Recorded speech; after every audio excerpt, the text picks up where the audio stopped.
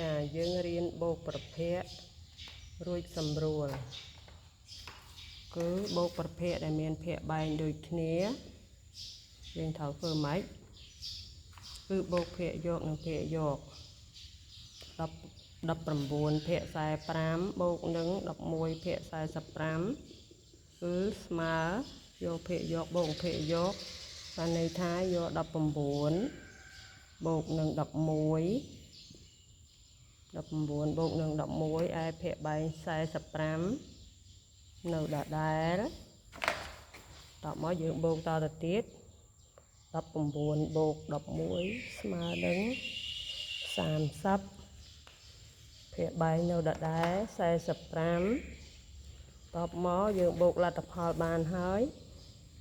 យើងសម្រួលយើងមើលលេខហ្នឹងកាលណាលេខភាគយកមានលេខ0នៅខាងចុងហើយលេខភាគបែង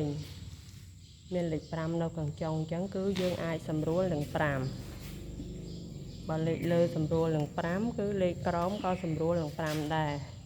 សម្រួលនឹង5បានន័យថាចែកនឹង5យក30ចែកនឹង5យក45ចែកនឹង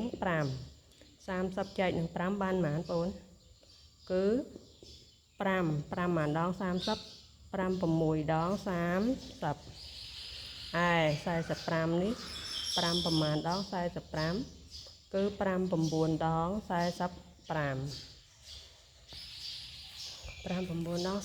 45ហើយយើងមើលតទៅទៀតលទ្ធផលហ្នឹងគឺ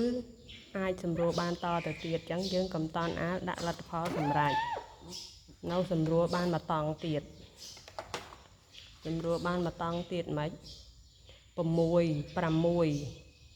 អាចសម្រួលនឹងប៉ុន្មានគឺអាចសម្រួលនឹង3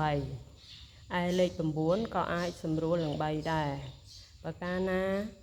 លេខលើសម្រួលនឹងប្រមាណគឺលេខក្រោមត្រូវសម្រួលនឹងប៉ុណ្ណោះដែរតែសម្រួលនឹងឲ្យដាច់បានន័យថាសំណល់សល់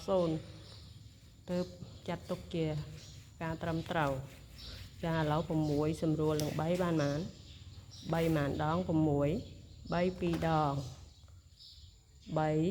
2ដង5 6ឯលេខ9នេះសម្រួលនឹង3 3ប៉ុន្មានដង9 3 3ដង5 4ចាលេខនេះសម្រួលលេងកើតតទៅទៀតហើយខ្លាយជាលទ្ធផលសម្រេចគឺ2ភាគ3អូខេ